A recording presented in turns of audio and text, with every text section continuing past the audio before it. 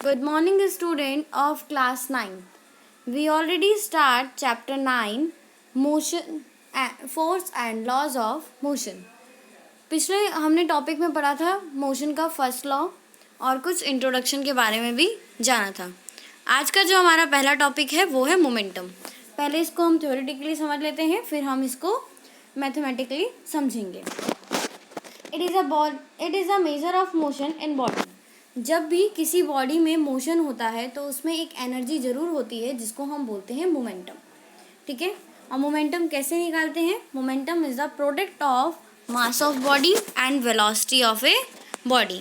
यानी अगर हम मास और बॉडी की मल्टीप्लाई कर दे, प्रोडक्ट निकाल ले, तो वो उसके मोमेंटम के इक्वल होता है।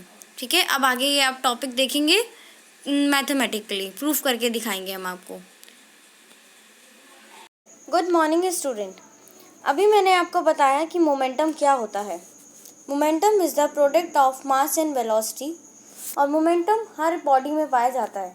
ठीक है, जो भी बॉडी मोशन में होती है तो उसमें एक फिजिकल क्वांटिटी होती है, वो फिजिकल क्वांटिटी मोमेंटम होती है। ठीक है, चल it is denoted by P. अभी मैंने आपको बताया कि इसको हम स्मॉल टी से डिनोट करते हैं। ठीक है, तो momentum is the product of mass and velocity.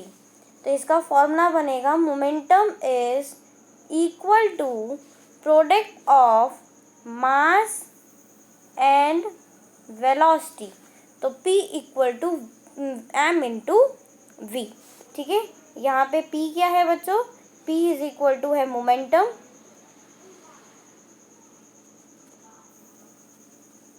ठीक, और V है यहाँ पे velocity of body, velocity of body.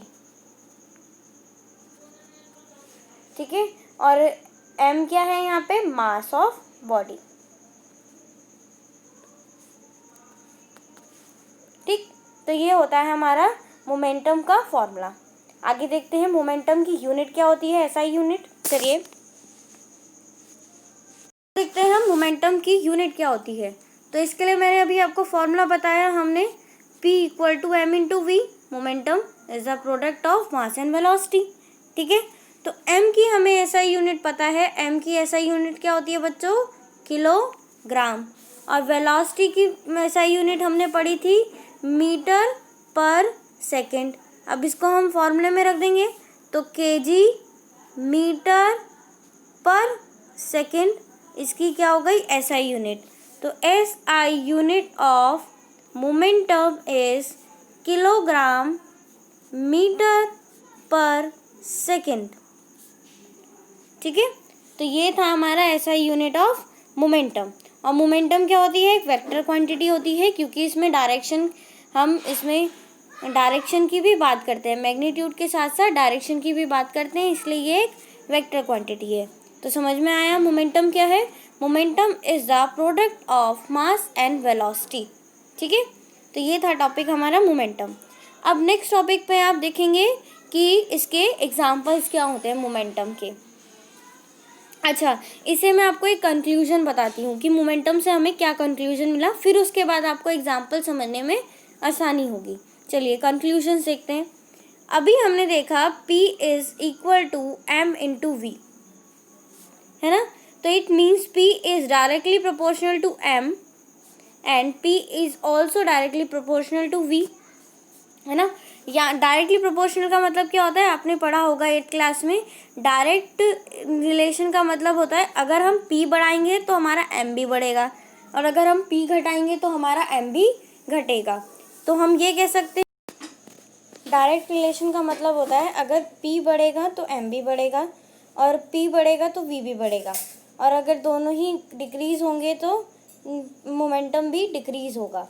ठीक है, if P M will be increase then P will also increase, है ना। if M will decrease P also decrease। Similarly अगर हम वेलोसिटी बढ़ाएंगे तो हमारा मोमेंटम भी क्या होगा? बढ़ेगा, और अगर हम वेलोसिटी घटाएंगे तो हमारा मोमेंटम भी घट जाएगा। तो इससे हमें ये कंक्लूजन मिला, मतलब अगर हमें मोमेंटम बढ़ाना है तो हमें वेलोसिटी और मास दोनों को बढ़ाना होगा, और अगर हमें मोमेंटम घटाना है तो वेलोसिटी या मास दोनों को घटाना होगा। ठीक है, तो ये मिला हमें इस फॉर्मूले से कंक्लूजन। अभी हमने पढ़ा मोमेंटम के बारे में, फिर हमने उससे कंक्लूजन भी देखा और उसकी एसआई यूनिट भी पढ़ी। आगे जो हम पढ़ने जा रहे हैं वो है एग्जांपल्स ऑफ मोमेंटम। देखिए, अभी मैंने आपको बताया कि मोमेंटम क्या है, डायरेक्टली प्रोपोर्शनल है मास और वेलोसिटी के, यानी जितनी ज़्यादा वेलोसिटी होगी उतनी ज़्यादा मोमेंटम होगा, या जितना ज़्यादा मास होगा उतनी ज़्यादा मोमेंटम होगा। ठीक है, तो इसके कुछ हम जनरल एग्जांपल से देखते हैं। आपने देखा होगा कि जब भी कोई कराटे प्लेयर क्या करता है, टाइल्स को तोड़ता है, तो वो पहले अपने हाथ पीछे को ले जाता है और फिर उस पर टाइल्स पे क्या करता है, स्ट्राइक करता है, तब वो टूट जाती है। देखिए क्या होता है, जब वो अपने हाथ पीछे को ले जा रहा है यानी वेलोसिटी को इंक्रीज कर रहा है, और अगर वेलोसिटी इंक्रीज होगी तो मोमेंटम भी इंक्रीज होगा, ये हमने पढ़ चुके हैं। ठीक है, और जितना ज़्यादा मोमेंटम होगा उतना क्या होगा, उतना ज़्यादा वो आसानी से जो टाइल्स होंगी वो ब्रेक हो जाएगी। अगर वो ऐसे ही तुरंत मार देगा उस टाइल पे तो क्या होगा, वो उस टाइल तो ब्रेक नहीं होगी पर उसके हाथ में इंजरी हो सकती है। चलिए, a karate player can break a pile of tile with a single blow of hand. जो कराटे प्लेयर होते हैं वो एक ही झटके में क्या करते हैं, टाइल को तोड़ देते हैं। The karate players strike the piles of tile with the hand is very fast. वो क्या करते हैं, बहुत तेज़ी से मोशन में अपने हाथ को ले जाते हैं, फिर उस पर टाइल्स पे मारते हैं। ठीक है, इससे क्या होता है, in doing so the large amount of momentum of his hand is reduced zero in the very short duration. अब जो मतलब वेलोसिटी है, या हम ये कह रहे हैं मोमेंटम जो चेंज हो रहा है वो बहुत ही छोटे पीरियड में चेंज हो रहा है, जिसकी वजह से उस पर बहुत ज़्यादा हाई मोमेंटम एक्सर्ट करता है। ठीक है, और क्या होता है, आसानी से टाइल टूट जाती है। समझ में आया आपको? चलिए नेक्स्ट देखते हैं हम second law. What is second law of motion? अभी पहले हमने फर्स्ट लॉ पढ़ा था, अब हम पढ़ेंगे सेकंड लॉ, उसके बाद पढ़ेंगे हम थर्ड लॉ। मोशन के 3 लॉ है, फर्स्ट, सेकंड एंड थर्ड। तो चलिए सेकंड लॉ पढ़ते हैं। According to it the rate of change of momentum is directly proportional to the force applied. इसको आप मैथमेटिकली समझिए तो ज़्यादा अच्छे से आएगा, पर ये थ्योरेटिकली क्या कह रहा है कि सेकंड लॉ ऑफ मोशन ने हमें बताया कि जो मोमेंटम होता है, चेंज इन मोमेंटम होता है, वो डायरेक्टली प्रोपोर्शनल होता है किसके, फोर्स अप्लाइड के। यानी हम जितनी ज़्यादा फोर्स अप्लाई करेंगे उतना ही ज़्यादा मोमेंटम होगा। ठीक है, तो इसको हम मैथमेटिकली समझते हैं। चलिए, अभी हमने समझा मैथमेटिकली मोमेंटम, है ना, सेकेंड लॉ ऑफ मोशन को हमने प्रूफ करके दिखाया। नेक्स्ट हम पढ़ेंगे सेकेंड लॉ की एप्लीकेशन।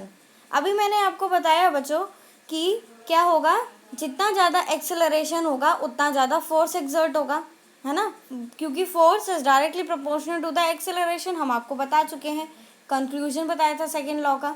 ठीक, तो इससे क्या होता है, आपने देखा होगा कि जो एथलीट्स वगैरह होते हैं जब वो लॉन्ग जंप लगाते हैं तो उनके नीचे कुशन या फिर सैंड एरिया होता है, ताकि जो उनका एक्सेलरेशन है, एक्सेलरेशन यानी चेंज इन एक्सेलरेशन होने में जो वेलोसिटी उनकी चेंज हो रही है उसमें थोड़ा टाइम इंक्रीज हो। ठीक है, हमने देखा था ना, वो टाइम के इन्वर्सली प्रोपोर्शनल था, तो जितना ज़्यादा टाइम लगेगा उतना फोर्स कम एक्सर्ट होगा। तो इससे क्या होता है, जब हम किसी सॉफ्ट प्लेस पे या सॉफ्ट ग्राउंड पे गिरते हैं तो जो हमारा मोमेंटम होता है, जो चेंज इन मोमेंटम होता है, वो with respect to time decrease हो जाता है, मतलब टाइम बढ़ जाता है और चेंज इन मोमेंटम कम हो जाता है, जिसकी वजह से बॉडी पे कम फोर्स एक्सर्ट होती है। और दूसरा एग्जांपल देखते हैं। आपने देखा होगा कि जो क्रिकेटर्स होते हैं, जो फील्डिंग पे लगे होते हैं, जब वो किसी बॉल को कैच करते हैं तो अपना हाथ पहले थोड़ी देर पीछे को ले जाते हैं, है ना, वो सीधे ही उस समय मतलब जिस पोजीशन में खड़े हैं एकदम ही वो बॉल कैच नहीं करते। क्यों? जब बॉल आ रही है, ठीक है, तो उसमें बहुत ज़्यादा एक्सेलरेशन है, और जितना ज़्यादा एक्सेलरेशन होगा उतना ज़्यादा फोर्स होगा, राइट। और अगर फोर्स ज़्यादा लगेगा हमारे हैंड में तो हमारे हैंड में इंजरी भी हो सकती है। तो क्रिकेटर्स क्या करते हैं, हम अपना हाथ पीछे को लेके जाते हैं ताकि जो चेंज हो रहा है उनकी वेलोसिटी में वो थोड़ा टाइम ज़्यादा ले ले, है ना। अगर वो टाइम ज़्यादा लेगा तो क्या होगा, फोर्स कम एक्सर्ट होगा, ठीक है। तो इस तरह वो क्या करते हैं, बॉल कैच करते हुए अपने हाथ को पीछे लेके जाते हैं। तो ये थी हमारी कुछ जनरल सी applications of second law of motion. समझ में आई आप लोगों को? जनरल था, जैसा कि हम रोज़ अपने लाइफ में देखते ही हैं। आपने देखा होगा कि जो क्रिकेटर्स होते हैं, जब वो बहुत तेज़ी से बॉल फेंकना चाहते हैं तो वो पीछे से भाग कर आते हैं, है ना, तब वो बॉल फेंकते हैं, या आप भी ऐसा करते होंगे, ठीक है। तो ये सब थे हमारे सेकेंड लॉ के एप्लीकेशन। समझ में आया कि अगर हम टाइम बढ़ा देंगे तो हमारे change in momentum with respect to time decrease हो जाएगा, ठीक है। इससे क्या होगा, हमारे चेंज इन मोमेंटम डिक्रीज हो जाएगा तो हमारा फोर्स भी डिक्रीज हो जाएगा। इससे जो बॉडी होती है उस पर इंजरी का रिस्क थोड़ा कम हो जाता है, ठीक है। समझ में आया आपको? ये हम मैथमेटिकली भी समझ चुके हैं। अब हम इसमें देखेंगे नेक्स्ट। चलिए चलते हैं। अच्छा, आपने कुछ चीज़ें ऑब्जर्व की होगी कि अगर आप एक वॉल पे क्या करें, पुश करें, मतलब एक वॉल पे ज़ोर से हाथ से मारें तो क्या होगा, आपका जो हैंड होता है वो पेन करना शुरू कर देता है ना। या फिर आप किसी बॉल को क्या कीजिए, वॉल पे जाके स्ट्राइक कराइए तो वो वापस बाउंस बैक होकर आपके पास आ जाती है। क्यों, ऐसा क्यों हो रहा है? हमने जनरली देखा है कि जब भी हम किसी चीज़ पे फोर्स लगाते हैं तो वो सेम अपोजिट फोर्स हमारे पे भी लगाती है। जैसे अभी मैंने आपको एग्जांपल दिया, अगर दीवार पे मैं ज़ोर से हाथ मारूंगी तो चोट मुझे लगेगी। क्यों? क्योंकि जितना फोर्स मैंने उसको लगाया दीवार पे, दीवार ने सेम उल्टा फोर्स मेरे पे भी लगाया, पर जो दीवार है वो ज़्यादा हार्ड है, मजबूत है, तो इसलिए मेरे हाथ पे असर हुआ, दीवार को कोई भी असर नहीं हुआ, ठीक है। तो इसमें हम जो पढ़ने जा रहे हैं वो है हमारा थर्ड लॉ ऑफ मोशन, ठीक। तो इसी से आता है कि थर्ड लॉ ने क्या बताया कि जो every action is equal and opposite to the reaction, कि जो भी हम एक्शन करते हैं, जो भी हम कार्य करते हैं, उसका एक रिएक्शन ज़रूर होता है जो कि उस हमारे एक्शन के इक्वल ही होता है पर अपोजिट होता है। समझ में आया? Every action is equal and opposite to the reaction. सारे एक्शन इक्वल होते हैं बट अपोजिट होते हैं किसके? रिएक्शन के। चलिए आगे बढ़ते हैं। तो इससे हमें ये कंक्लूजन मिला। तो सम एग्जांपल्स देखते हैं, इसके एग्जांपल देखेंगे। देखिए क्या होता है कि अगर कोई गन जो होगी वो फायर होगी, है ना। अगर जब किसी गन में से फायरिंग होती है तो वो पीछे की तरफ आती है। इसलिए जो आपने देखा होगा जब कोई बंदूक वगैरह चलाते हैं बड़ी, तो वो अपने शोल्डर का इस्तेमाल करते हैं ताकि जब वो बंदूक पीछे को फायर हो तो उनके जो शोल्डर्स है वो सपोर्ट करने के लिए, वो उस रिएक्शन को झेलने के लिए तैयार हो। इससे क्या होगा, उनके हैंड इंजर नहीं होंगे। पर अगर वो ऐसा अपना सपोर्ट नहीं देंगे तो उनके हाथ की हड्डी भी टूट सकती है ना। इसलिए हम ये कह सकते हैं कि every action is equal and opposite to the reaction. हमने यहाँ से m निकाला तो यहाँ क्या बचा v, और यहाँ से हमने m कॉमन लिया तो यहाँ से बचा u। तो यहाँ पे m कॉमन लिया, आगे हमारा v minus u upon T, ठीक है। अब अकॉर्डिंग टू फर्स्ट लॉ, अगर आपको याद होगा तो हमने पढ़ा था v equal to u plus a t, है ना। हमने फर्स्ट लॉ में पढ़ा था। तो यहाँ से क्या करेंगे हम, v minus u equal to a t, तो ये आ जाएगा v minus u upon t equal to a. ये मल्टीप्लाई में तो इधर नीचे जाएगा तो डिवाइड में हो जाएगा। तो v minus u upon T की वैल्यू आ गई हमारी a। अब इस फॉर्मूले में रख देते हैं। चलिए, तो अभी हमने पढ़ा v minus u upon t equal to a, और f equal to m v minus u upon t. तो इसकी वैल्यू हम यहाँ पुट कर देंगे तो ये आ जाएगा f equal to m into a, और यही हमारा सेकेंड लॉ है। समझ में आया? क्या आया सेकेंड लॉ? क्या है हमारा? f equal to m into a, ठीक है। चलिए देखते हैं, f equal to m into a. यहाँ पे F क्या है, जो भी फोर्स एक्सर्ट हो रहा है बॉडी पर, तो F equal to force, M equal to mass, और A क्या है हमारा, एक्सेलरेशन। सुनना है आपको, A क्या है हमारा, एक्सेलरेशन। ठीक है, तो ये हमारा आ गया formula F equal to M into A। चलिए अब इसका कंक्लूजन देखते हैं और इसकी यूनिट देखते हैं। चलिए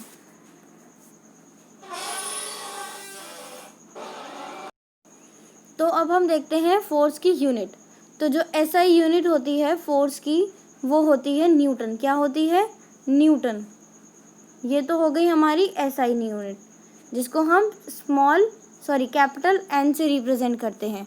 ठीक, अब नेक्स्ट मैं आपको बताती हूँ दूसरी यूनिट फोर्स की। एक और यूनिट होती है, देखिए अभी हमने पढ़ा F equal to M into A, और हमें पता है M की वैल्यू, M की SI यूनिट क्या होती है, kg, और A की क्या होती है, मीटर पर सेकेंड स्क्वायर। तो F की एक और वैल्यू क्या आ जाएगी, kg metre per second square. तो सेकेंड यूनिट आ गई ये। ठीक है, तो फोर्स की जो SI यूनिट होती है वो होती है न्यूटन, और फोर्स की जो अनदर यूनिट होती है वो क्या होती है, kilogram metre per second square. 1 marks के लिए इम्पॉर्टेंट है, ध्यान रखिएगा। चलिए नेक्स्ट टॉपिक देखते हैं आगे कि इससे कंक्लूजन क्या मिला। Conclusion from Newton's second law of motion. ठीक है, अभी हमने पढ़ा F is directly proportional to M into A।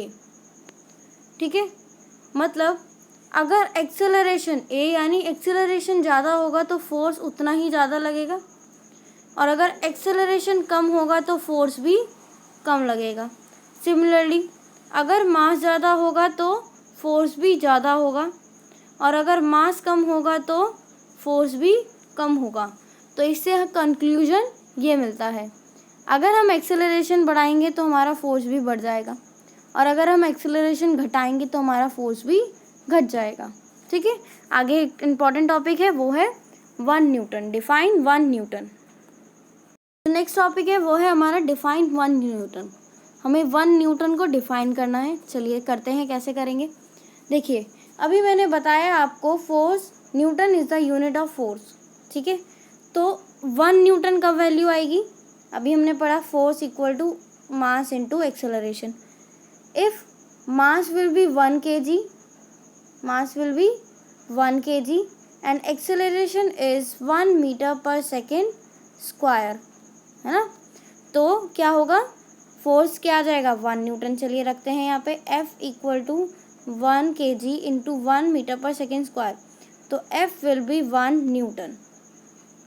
ठीक है, तो ये हमारी हो गई 1 न्यूटन। तो हम ये कह सकते हैं force is said to be 1 unit when the body of mass is 1 kg producing an acceleration of 1 metre per second square.